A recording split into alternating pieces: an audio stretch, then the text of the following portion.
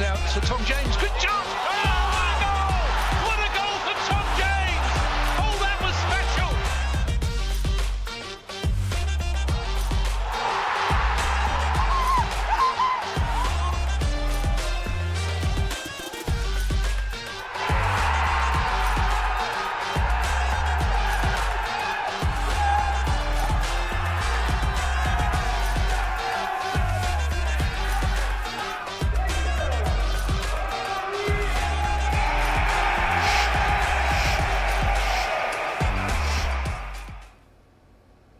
Well, good afternoon and welcome to Orient Live here in the E10 studio. We've got another zinger of a fixture for you this afternoon as we face Reading, and the O's are looking to set new records and go 6 games unbeaten and hopefully keeping a 6 consecutive clean sheet. But enough about talking about defence and clean sheets, because we're in the presence of Orient royalty here. A strike partnership from the early noughties, and we've got Jabo Ibehre and the man who'd be getting the goals, Kevin Nugent. But absolutely delighted to be joined by you today. Kevin, welcome. First time here on Orient Live. Back in the old East Stand where the studio is, bringing back any memories? Oh, absolutely, yeah. I mean, I came over so many years ago now. This was the side of the stadium where we first came in, and changing this side. So it's changed a lot now, the stadium. It looks fantastic. We'll take you on a tour after and show you the old dressing rooms in a second. But an old teammate alongside you today, you would have been a fresh-faced schoolboy at the time. Yeah, definitely. Kevin looked after me, took me under his wing, and we come from the same area as well, so we always have a nice little chat from being North London boys. So I was buzzing when I heard he was coming. And let's just talk about, we've got some clips that we've dug out from the archives here, Kev.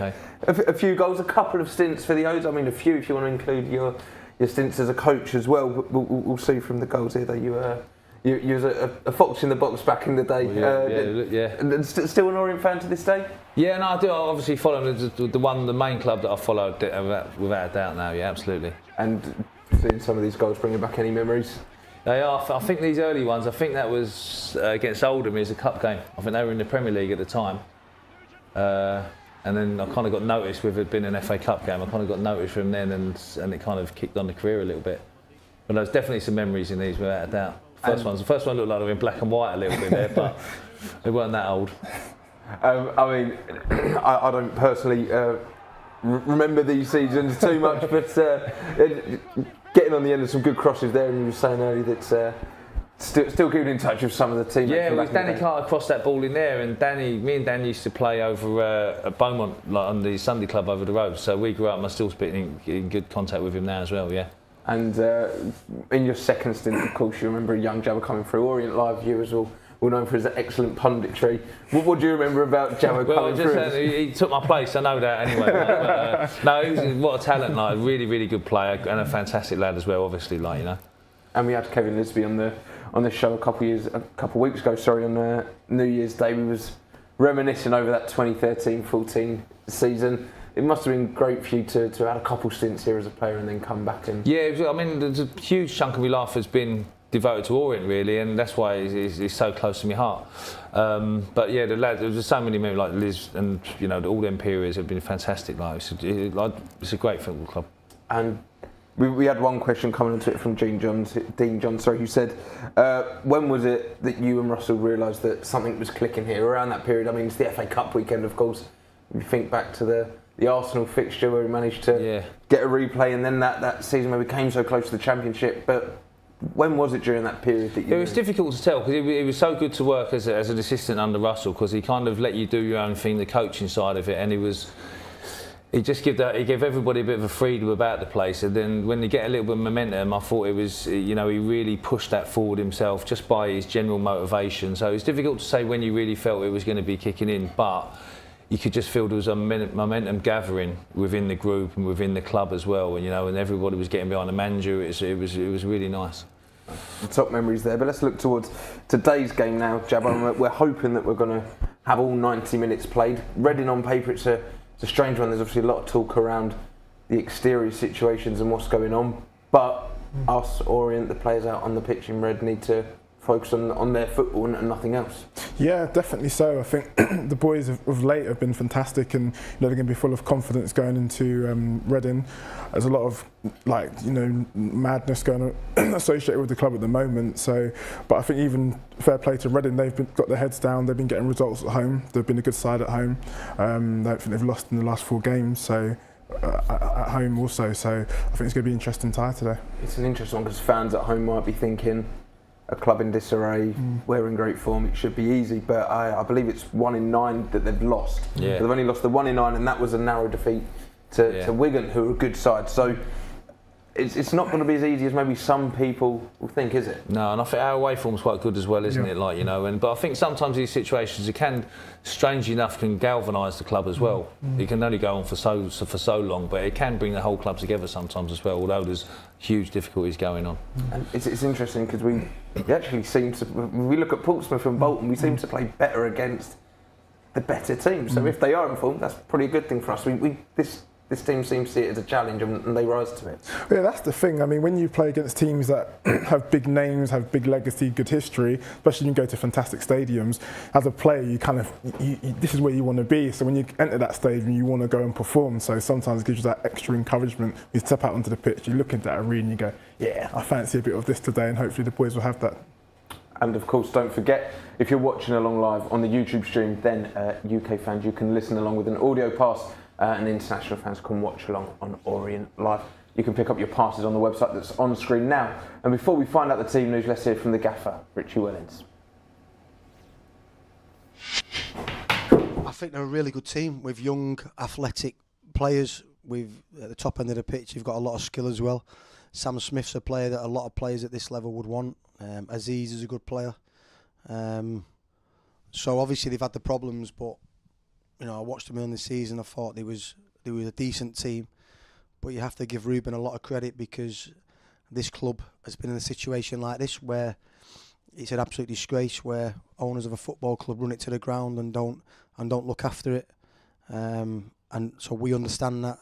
And also me as a manager, I've been at a club where at Oldham we wasn't getting paid, and you're asking players, you're asking staff to come in and work to the maximum when a lot of them are looking for the exit door.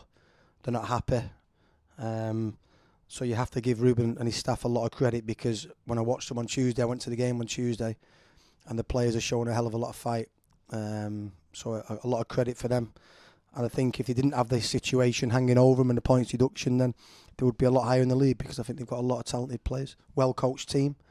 But more than anything, when, like I say, I've been in that position as a manager, it's really difficult to motivate people when they're not being paid, or they're being paid late all the time. There's a lot of side issues going at the club. So I think they're obviously a brilliant football club. Shouldn't be at this level because of the stadium and the infrastructure and the training ground. But it's going to be a really, really tough game because they've got good players.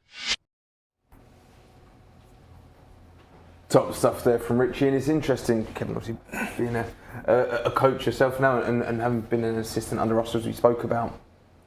For them, we'll come on to it, and obviously but from their perspective, as he just said, motivating a team of players who maybe payment problems, they themselves will know about the disarray. It must be really hard for Reading to come together, or maybe does that, as you said, galvanise it? It can galvanise it, like I say, but it is the manager has got to bring that group together to make it work. And as he's just said there, he's done a fantastic job on trying it with the run they're on in the situation the club's in. The manager's done a really good job there, because it can go either way sometimes. And what do you think Richie's message is internally to his players then, thinking about trying to get a team that will probably be, scrapping and fighting for their manager? Yeah, I think, more of the same. He's got them right at a good point at the moment. The boys are buzzing. You've got strikers that are in good form. They're playing good football. The defence, they haven't conceded a goal in the last, I think, 6 games or so. So, the last 5 games. So the buzz in the right direction, more of the same. Start right and do the basics that we've been doing in the previous games really well, and we should be okay. Well, Richie has had them ticking as of late, and let's take a look and see the starting 11 that he's opted for this afternoon's game. So, in goal, as always, looking to set new records and keep another clean sheet. It's our number 1, it's Solbrin. In our back line, we have the captain, Omar Beckles, partnering Dan Happy. And then in the fullback positions is Ethan Galbraith and Jaden Sweeney. In the midfield, we have Idris El-Mazouni alongside Jordan Brown. And then just behind Dan Ajayi, we have Theo Archibald, Rael Sotirio and Shaq Ford. And on the bench for the O's is Sam Howes, Tom James, Joe Piggott, Brandon Cooper, George Moncur, Darren Prattley and Ollie O'Neill, who recently completed his permanent transfer from Fulham. There's no real surprises there. It's a fairly consistent 11 Jabo, and I mean, Richie, maybe at this point just thinks he can just set them up and send them out. They must be buzzing themselves and just raring to go again. Yeah, 100%. I mean, when you're playing well, and especially if you're not conceding goals as well, as the defence are buzzing, the strikers are scoring, you just want the game to come thick and fast. You want to get on the score sheet, you want to keep the momentum going. So for the gaffer, I just think it's about maintaining those standards, sending the message so you know that we ain't done anything yet, keep going, and I think the boys will relish it. We dusted off Portsmouth. We've brushed aside Bolton. We've now got Reading. If you'd have said this 20 years ago, you'd have thought we'd been watching Premier League football. Yeah. But it's crazy that this is a League One season. But if we could, I think it's setting it would be setting a new record, getting a 6th clean sheet today.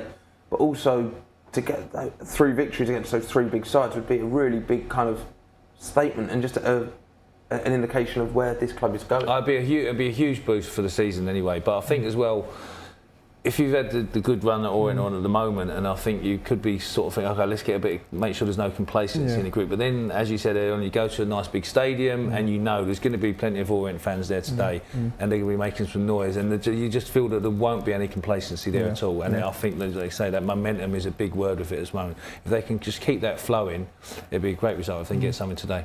Let's talk about strikers then. It would only be right. And Dan Ajayi leading the line, 3 goals in his last 3 games. He looks like a man who's full of confidence. Obviously, coming back from injury, he now just looks like he wants to go and score every game.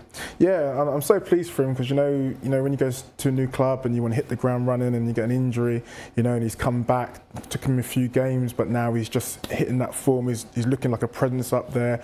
The ball goes into his sticks. He's got a bit about him. He can, he's a bit unpredictable. But when he gets an opportunity, he can finish. And and I'm so pleased for him. So hopefully keeps it going. Your boy Shaq Ford as well playing off the right.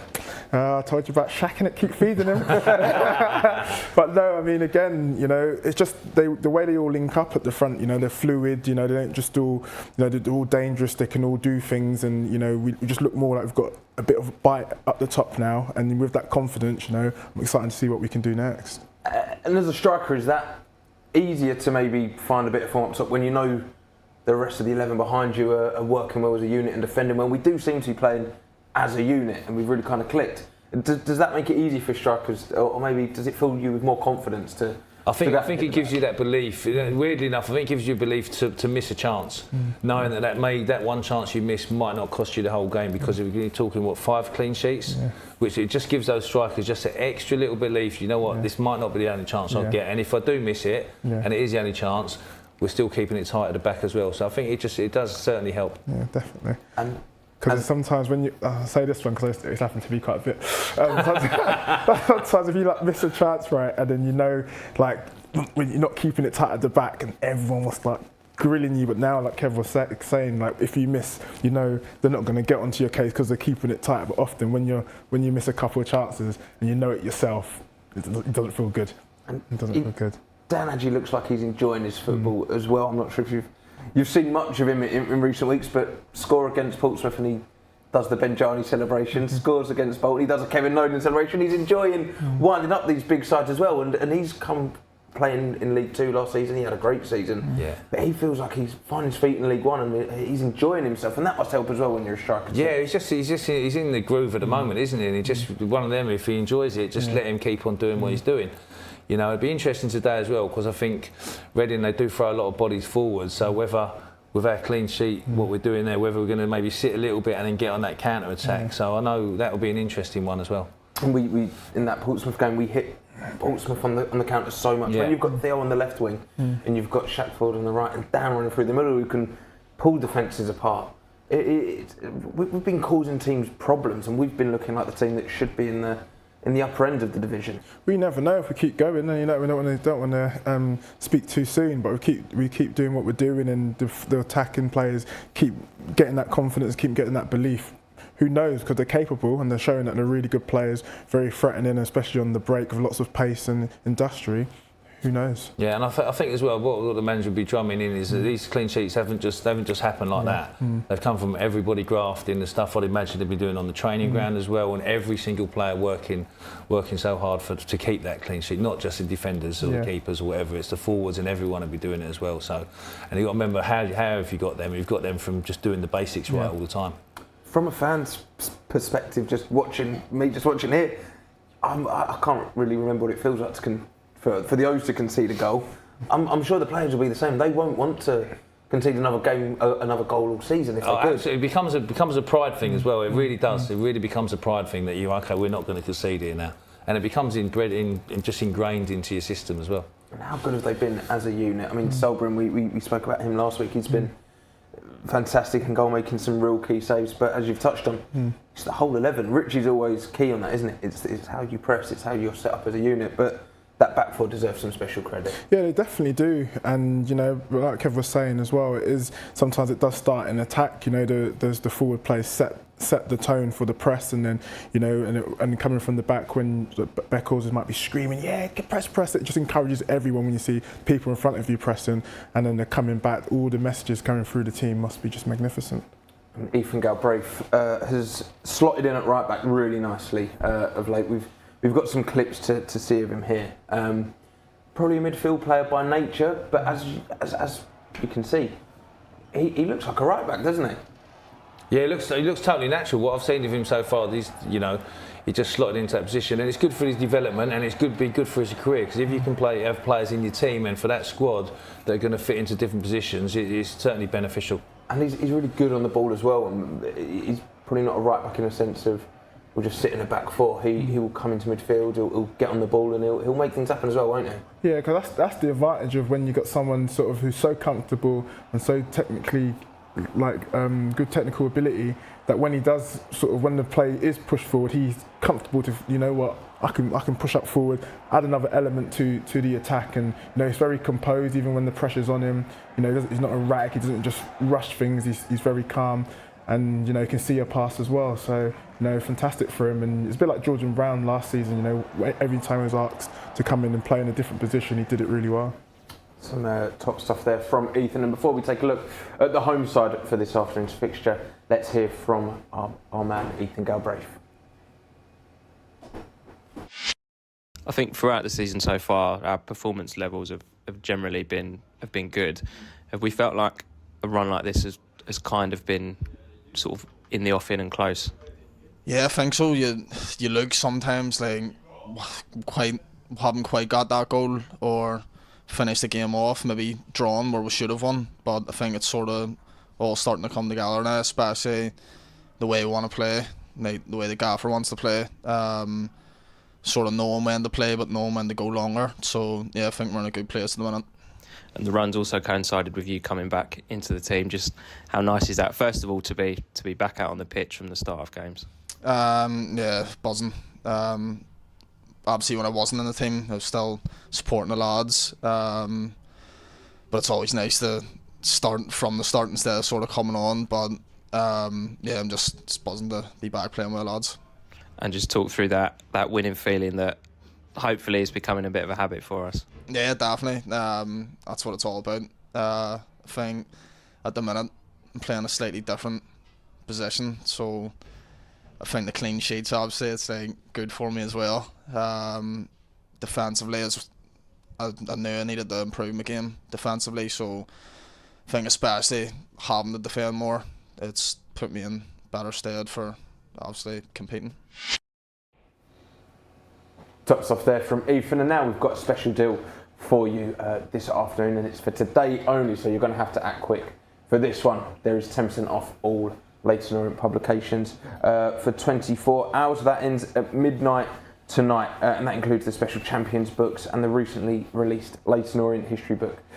So no, it does not include matchday programmes, but head over to the website and pick up your deals for that one. But now it's time to take a look at Reading, who are standing in between Orient and yet another 3 points. So let's take a look and see how they're lining up for this afternoon's fixture. In goal is an XO loanee. It's their number one, David Button.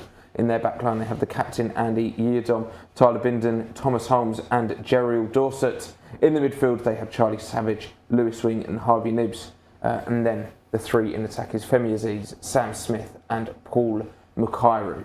And on the bench for the Royals is Joel Pereira, Amadou Salif Mbwenge, Clinton Mola, Tom McIntyre, Michael Craig, Caelan Vickers and Kelvin Ihibatiman.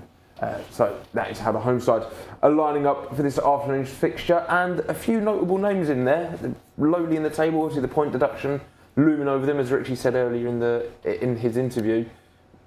They probably could be a team that's higher up, and they've got a good manager and they're a well-coached side, so they'll be looking to really get away from danger and try and save their club in this second half of the season. Yeah, absolutely. I mean, they're sitting just in the relegation zone, aren't they now? So it's going to be a big win if they can get something today. So they'll be certainly fighting for that. And what do you expect from them as a side today? They're young. They've obviously got a lot hanging over them. But I think that might bring a bit of fearlessness from them at times. We're going to see some football shortly from them, but if they can get going, they're a good attacking side. Yeah, they're a good attacking side. I mean, 24 of the points out of the 30 have come from home, so they're solid at home. They play sort of a bit of expansive football. They try and play at the back, but then they have players that can carry the ball, really dangerous dribblers. And, you know, with Harvey Nibbs and Sam Smith, especially up front, you know, he can retain the ball, link the play and give it to the danger men. So by no means they're judging on the position, don't judge them via their position, because actually not a bad side with some exciting players. We'll see some exciting players here now, as you've said, Harvey Nibbs and Femi Aziz. They're two very good players, and they know how to find the back of the net, don't they? We're going to see some really nice strikes here. Yeah, so I think that was Harvey Aziz with another great ball forward, and then good cool finish by Harvey Nibbs there. They're really good in attack, you know, they play the ball, they intricate passes, good link play, good runners, and people that can pull it in the back of the net. You can see a lot, they can commit in a lot of bodies forward as well, though, aren't they? So. And it's Femi Aziz, the number 11, who looks to be the real danger man. He knows how to strike a ball, doesn't he? He's gonna ask questions of the defence. Yeah, 100%. I mean, he's got so much ability in his foot. Look at that strike. You know, you need to close his spaces down. One to keep an eye on throughout the game, but obviously we're playing well, so let them worry about us today. Certainly. If you're an Orient defender, then if you're Dan Happy and Omar Beckles in that back line, they're obviously going to watch these clips and know what these Reading strikers are about. How hard is it to maybe make sure complacency doesn't creep in when you must feel on top of the world after keeping 5 clean sheets, but then to make sure you stay in your game, I guess that's a job for the coaches to make sure their focus level. Yeah, I think it's a job for the coach, but it's equally a job for your teammates as well. If you see someone that's just slacking off a little bit, you'd like to think that the other players would pull them on it as well. Not in a major way, but if you can get that feeling that someone's just slacking slightly, then it's a whole group, it's a whole squad's responsibility to look after that as well. And the players themselves, they've got to go in and just remember what's gotten them clean sheets, like we mentioned before. And from a defensive perspective for them as well, 42 goals conceded. So I guess if you're Orient, you've just got to go out there and try and attack them, haven't you? Yeah, definitely got to go and attack them and set the press, because they do try and play out. And well, I think I watched them against Carlisle, and they were rampant that evening, but they did take risks. They get the ball, they try and look for the pass, go back to the keeper. So if we press them well, we can nick it, and you're right in front of goal, and hopefully we can capitalise on that. And they obviously played on Tuesday night. Question marks. Well, Tuesday night probably showed that hopefully today's game will be completed in its entirety, but it also showed that they were capable of beating a very good Reading side. Richie, as he said, was at that game, and there's going to be a lot of danger signs from that as well. Yeah, without a doubt. Like I said, I mean, they play some good football, and they're as Jabo said, they're very expansive. They throw bodies forwards. They want to score goals, and they have good players at the top end of the pitch as well. So, but you're looking at it as well, they do switch off a little bit, and they leave themselves a little bit open. So that's where you like to think that we can get back. We can get a few chances from that. It's a fairly young side as well, isn't it? Did you look to target that as a team when you look to some of your experienced players? We've spoken about Dan Adji enjoying, maybe some darker elements of the game. We know what Theo Archibald does on the pitch, and you you look to your more experienced players like Omar and Dan at the back.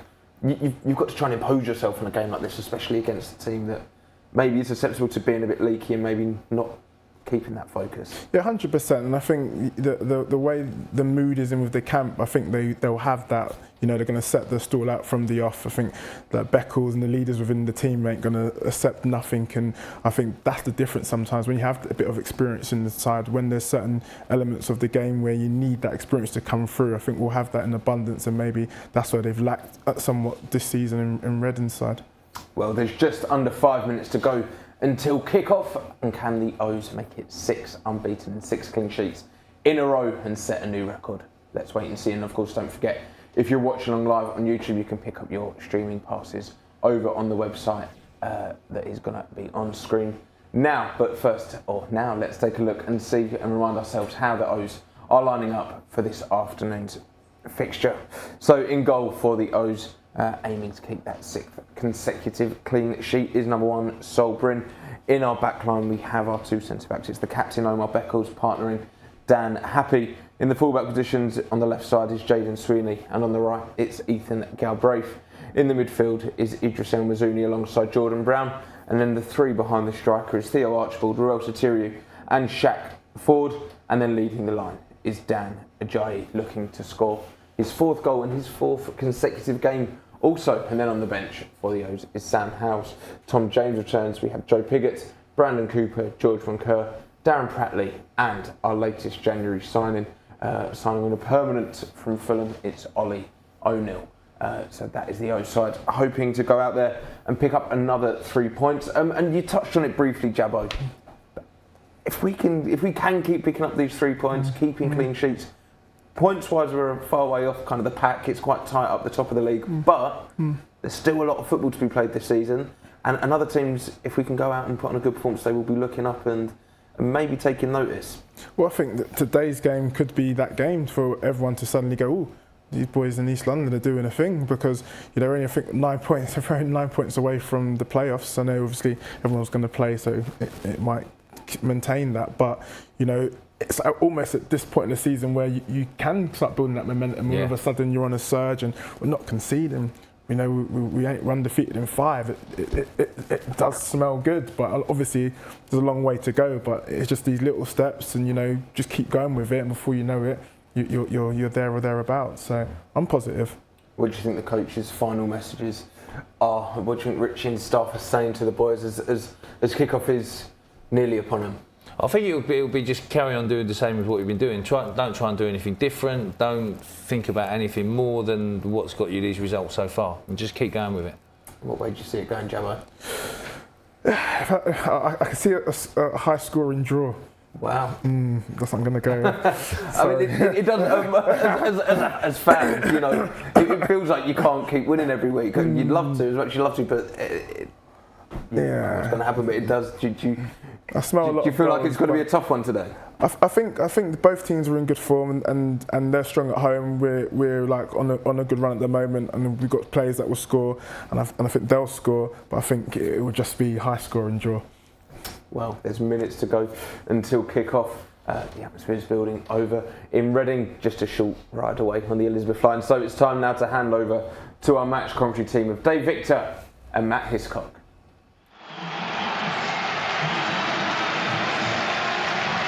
Good afternoon and welcome to the Select Car Leasing Stadium. A fantastic atmosphere. Over 2,000 Orient supporters are here, and they have been joining in with the songs and chants of the Reading supporters.